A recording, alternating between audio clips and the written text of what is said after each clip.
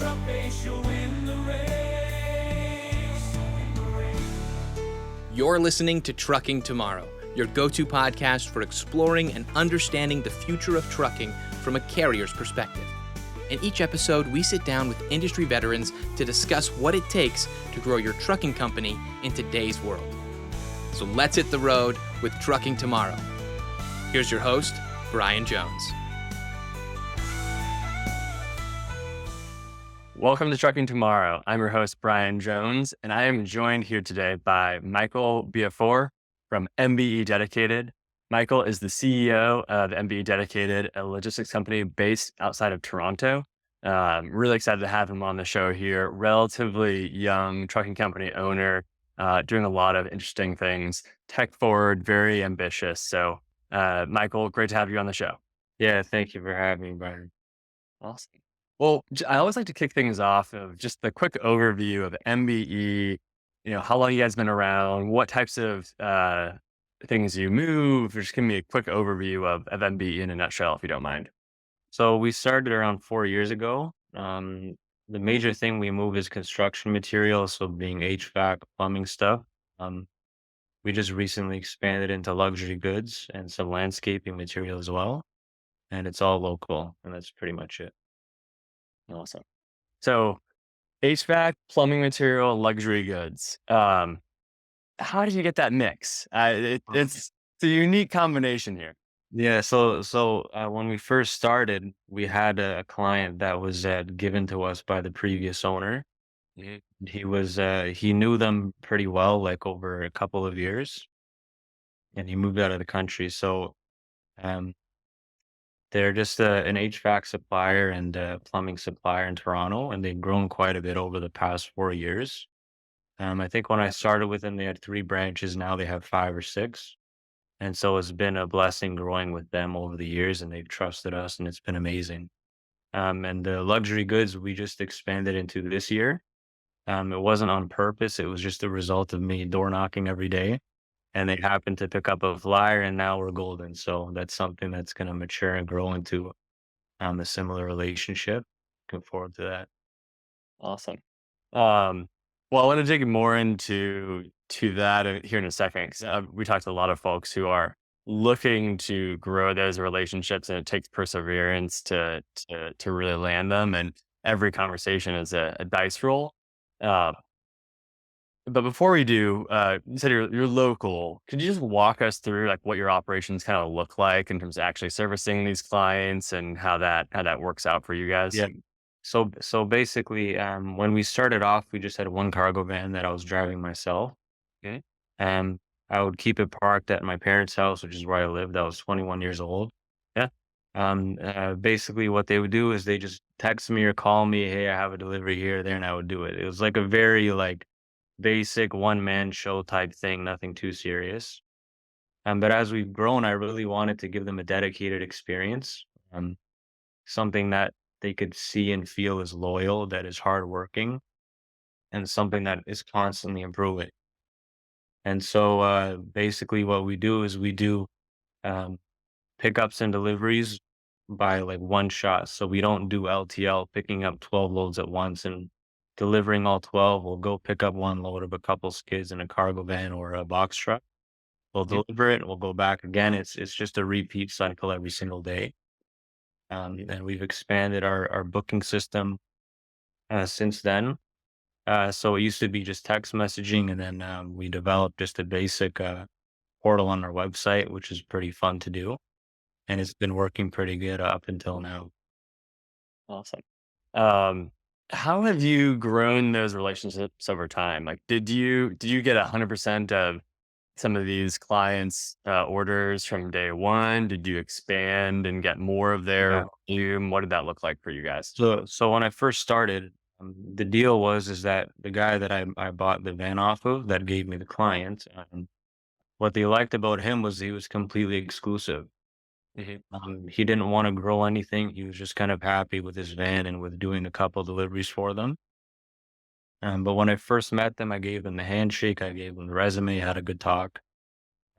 Just basically showing them who I was, showing them that I was honest, that I was hardworking and ambitious, because especially if you're a young guy, you need to sell your character a lot more because you don't have the experience to back you. You don't have, the client recommendations already. You're kind of building off of nothing, right? And especially if they meet you and they see a baby face, their confidence isn't going to be too high in you. So you got to make sure you're kind of um, showing yourself to be of a certain type of caliber.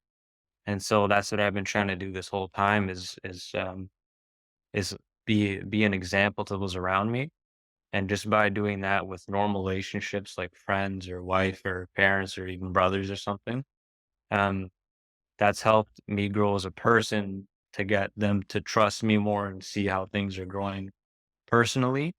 And because they see the personal growth, because we have constant communication, they then trust us with more work. Right. So now we're probably running about 90% of their logistics, Amazing. which is great. It's one of those things though, it's when you hit the 90%, I kind of realize now it's some people won't want to give you the 100. They want to keep having the 10 separate because they still want to keep you working for it, right? They don't want to give you the 100 and then you'd get too comfortable, especially if you're young.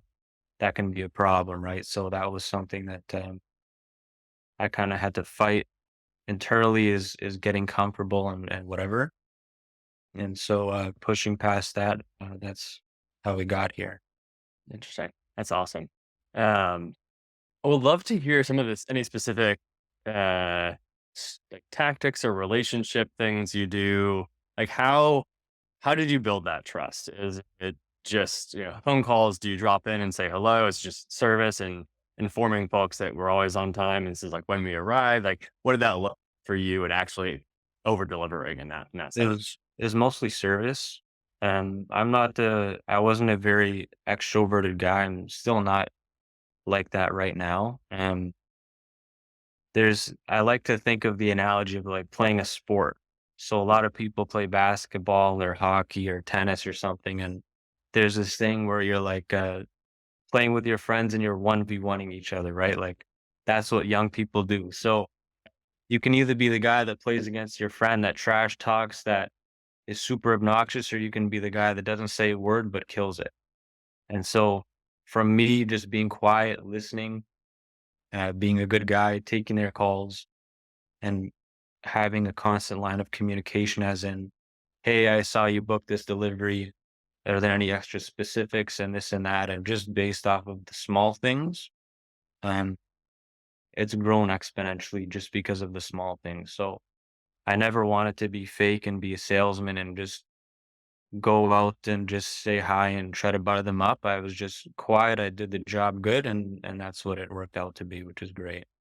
Interesting. Cool. Well, it sounds like you really took your first anchor customer, over delivered, and have kind of grown around that. I love those stories. Like that's the one thing, do it really well, and then keep doing that.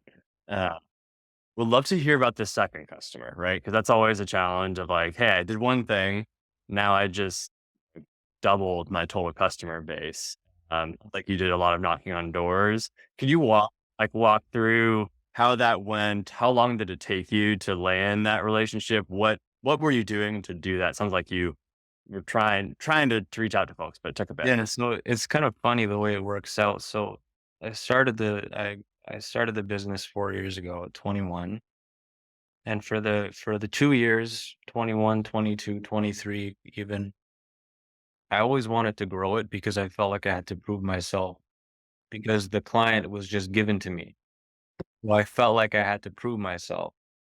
And so I didn't really know how to market. I didn't do much research. It was kind of all just guesswork, cold calling, thinking doing SEO for trucking was going to work, but it ended up being a waste of time, um, because of the target market you're looking for. They're not Googling people, they have their relationships for 10, 20 years.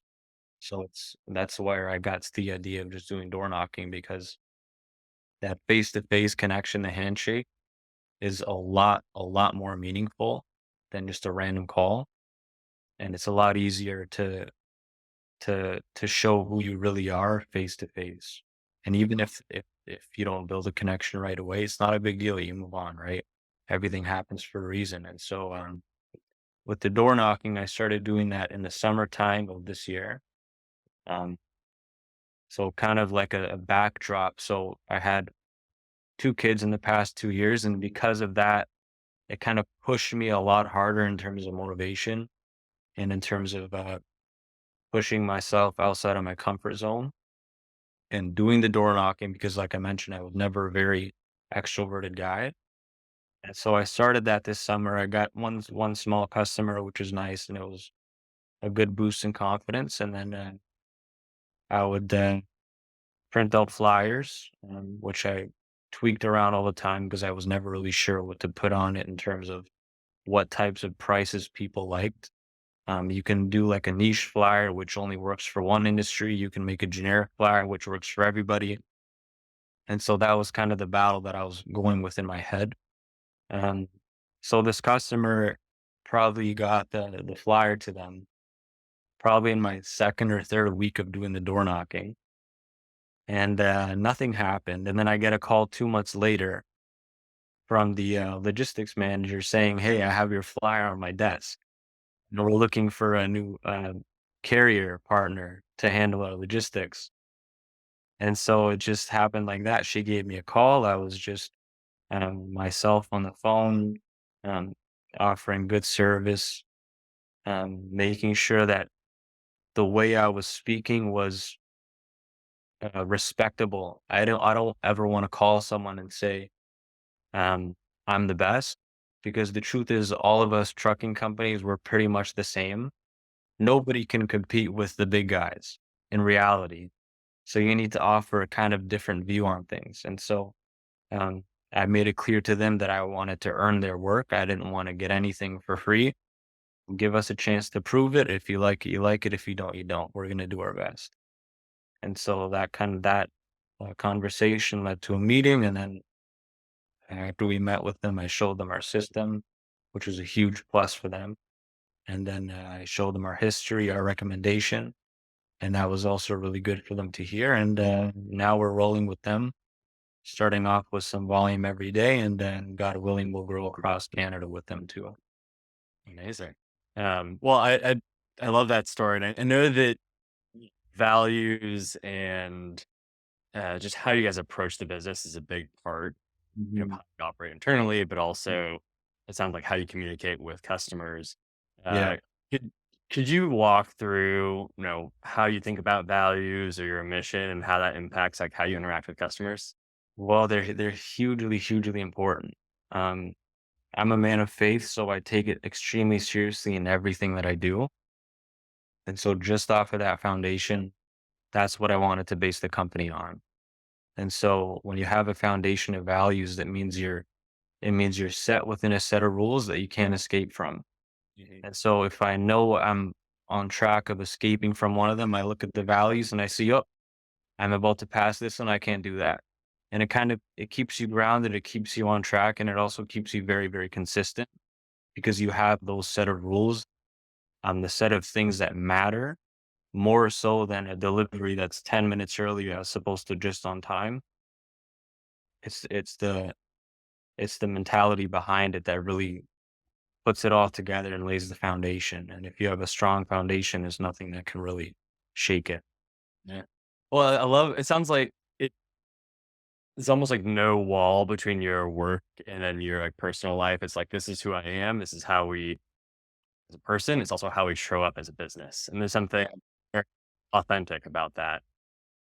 Like how does that appear in customer relationships and as you think about the team? Like what are those key, like how do you communicate that to customers?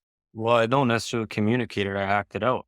But another important thing is one of our values is accountability. So when we do make a mistake, the first thing I do is I call them, I tell them what happened. I said, this is our fault. And I don't give an excuse. I just say, this is not acceptable on our part and we're going to take care of it. And here's 2 free deliveries or something.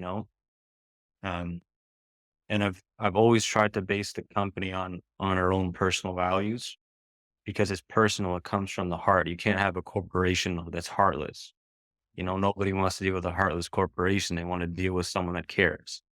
Yeah. And so that's probably how they feel that communicated is through the accountability, is through the thought and the constant improvement that we do, because um, you have to always be improving. If we were to stay the way we were 2 years ago, it would be a disaster and nothing would have been like improved. And so that goes from scheduling, it goes from payment system scheduling with your own like back end stuff. All those little things make a difference. The way you do payroll, the way you pay people, um, the way your website works on the back end, all that little stuff adds up, and they notice the little stuff.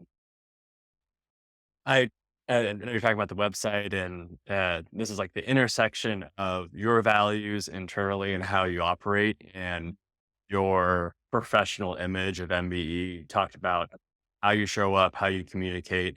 I know you have a very polished website, and you have an awesome logo and image. Like, how do you think about that like, public image of MBE and how that kind of brand image like impacts how you guys operate?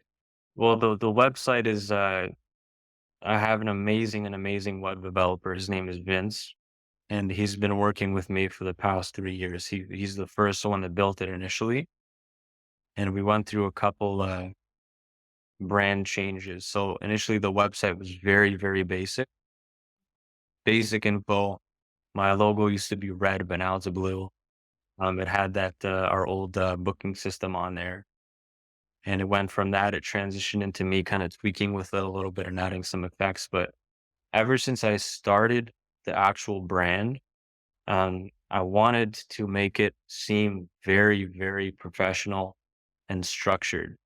Um, and so I took inspiration from certain companies like ATS Dedicated, which is where I got the word dedicated from, because it sounds safe, it sounds pro. And so I like working with people and brainstorming, and it kind of fit perfectly with what I like to do.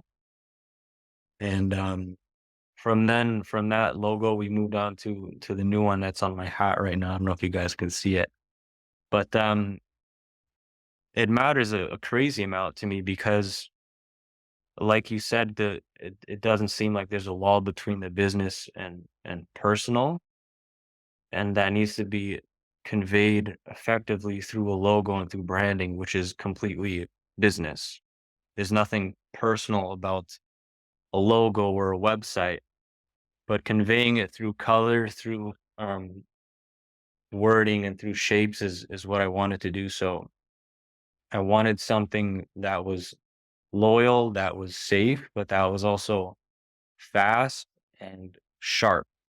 And that's how I designed our logo, which I really like. Um, but as someone who's a creative person, I'm always tweaking things anyways, like on the back end. Um, but basically what I did was I just searched up colors associated with certain things, and blue is usually the best color.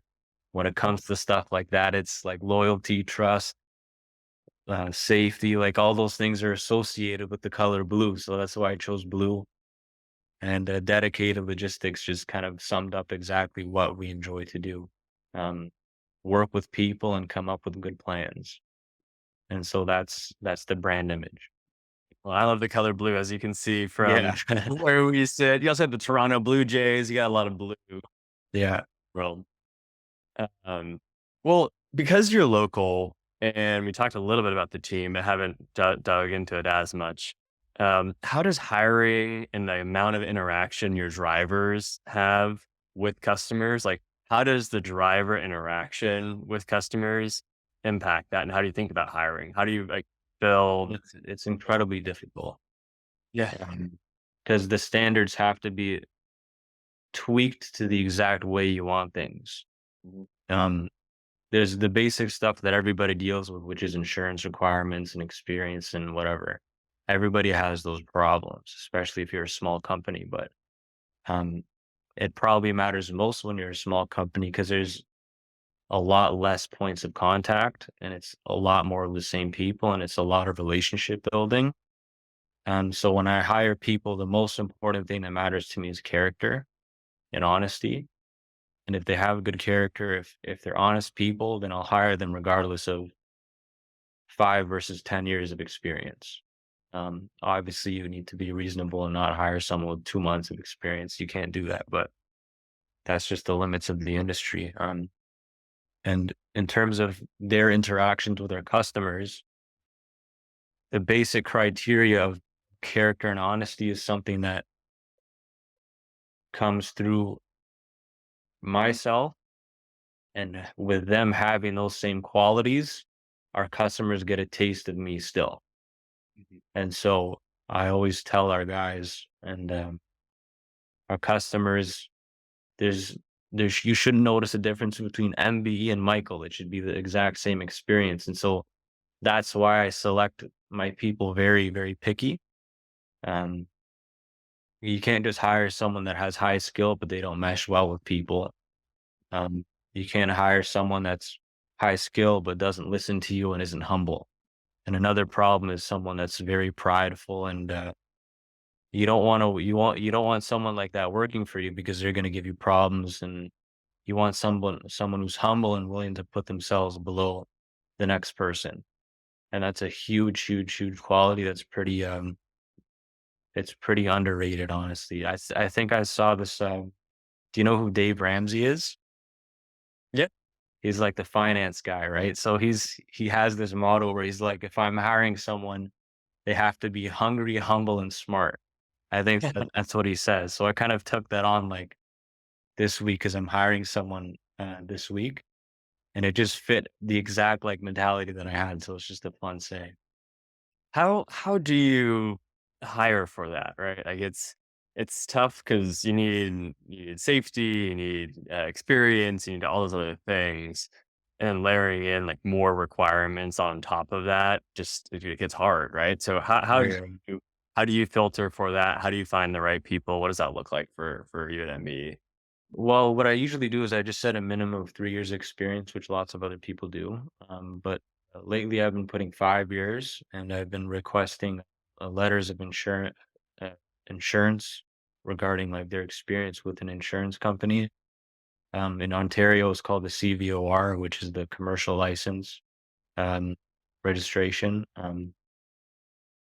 Resume, references, and lots of meetings. And what I do is I send all the documents that I get, and I just send it to my insurance, and I say, "Can you check this guy for me?" And they give me a yes or no for his experience. Because what's happening in Canada is there's a lot of people bribing instructors for driving schools, and you don't want to have someone that's involved in that. Um, you're going to run into problems. And so those are the main things that I do. I usually use Indeed for hiring. I tried ZipRecruiter a couple times and it was okay, but Indeed seems to get the most people the fastest. We also have a website here called Kijiji, which is, I don't know if it's in the States or not, but I guess it would be comparable to Craigslist. Uh, And so a lot of people that I've gotten are from Kijiji, Really? Okay. Craigslist. And it's funny that that's usually my best tool is Kijiji. All right. Well, we'll keep the secret here. Everyone on Tracking Tomorrow, and only those can know about that. That's MB hiring secret. That's okay. The more competitive, the better it is, right? Awesome. Um, well, we've talked about a lot of on the customer side, the image, the relationships, the values. Would love to look a bit more kind of internal to operations. Like how how do you guys think about improving, right? Like this, trucking is a game of pennies, right? And you got to figure out how you can continuously improve, whether it's on process or technology or whatever it is. Like, how do you think about improvement over time? I think about it every second of every day, and that's why we never stop improving because I'm always thinking about it. Um, so the that you said it's like a game of pennies. The cash flow isn't too high at the start. You really need a good streak of momentum to build some good cash flow. And you need to watch out for those breakdowns because that'll cost you like 2 or 3 months of progress, and it'll set you right back to the beginning. Um, One thing that I do think though is that's important is I hear a lot of people using factoring. I looked into it, but I think a problem with that is everybody does it and nobody makes it. And so is Walmart using factoring? No. You know what I mean? So if we're playing a game of pennies of 10, 15 as high as 20%, even 25% margins sometimes, you still want your 3%.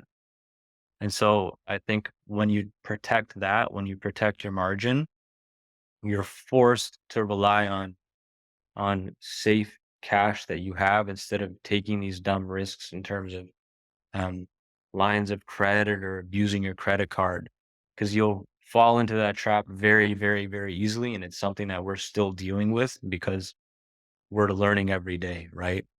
Um, as for the other parts of operations, dispatching is something that I'm focusing more importantly on right now.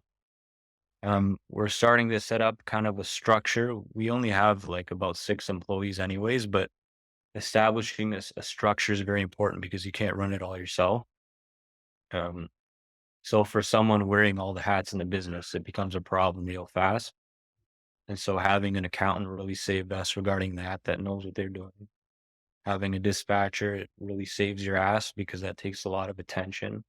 You don't want to be getting 10 calls on your phone every hour and then having to book something, but then you have a meeting in 30 minutes and then you have to do like your bookkeeping. It's too much hats. So I think another key skill is delegation, which is what that guy I mentioned before talks about all the time.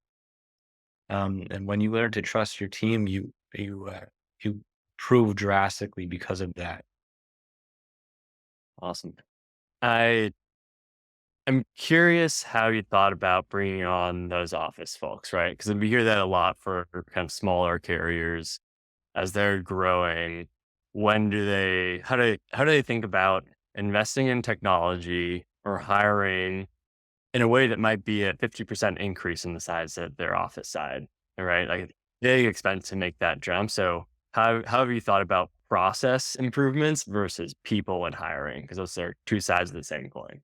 Yeah, so people in hiring, I'm promoting one of my guys right now. It's always best to hire within because they know your operation, you know them, they know you, and they know how it goes. Mhm. And so there's a lot less risk and a lot better potential for that.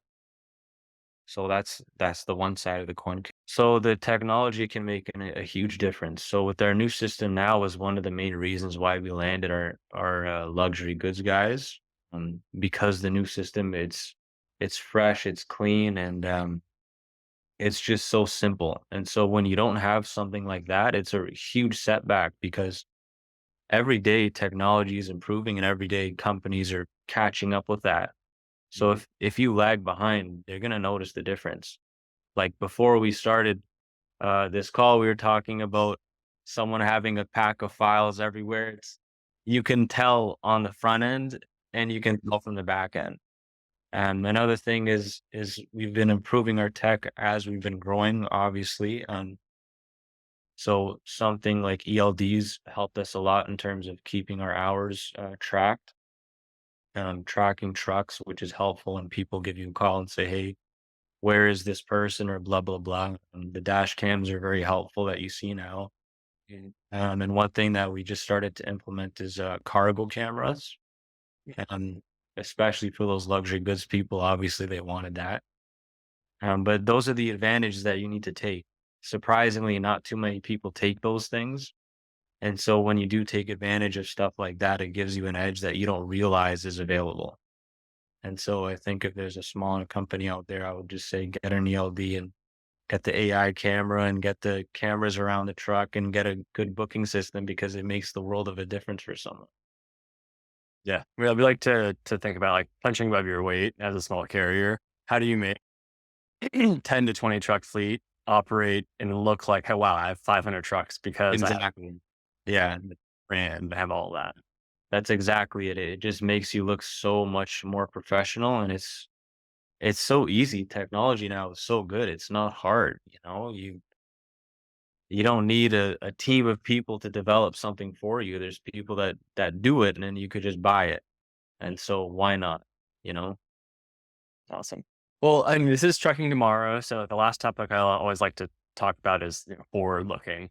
And so the first question I have for you is how do you stay at the forefront? How do you stay educated about what's happening? Like, do you go to certain websites? Do you have, peers or mentors that you go to? How do you learn as, the CEO of MBE where you should be spending your time? Well, I think the most important for me is to spend my time scaling in terms of researching things. I love to do research, and one of the places that I learn the most is just listening to other podcasts and watching YouTube. I need to start reading some more books, and so that would be a key thing. Um, it's really, really, really important to have a solid foundation of knowledge, because when you don't have it, you mess up, and that's why I messed up so many times. Mhm. So the more nuances we learn about the industry, the more detailed we'll be, and the better we can get, and that'll be noticed on the front end as well.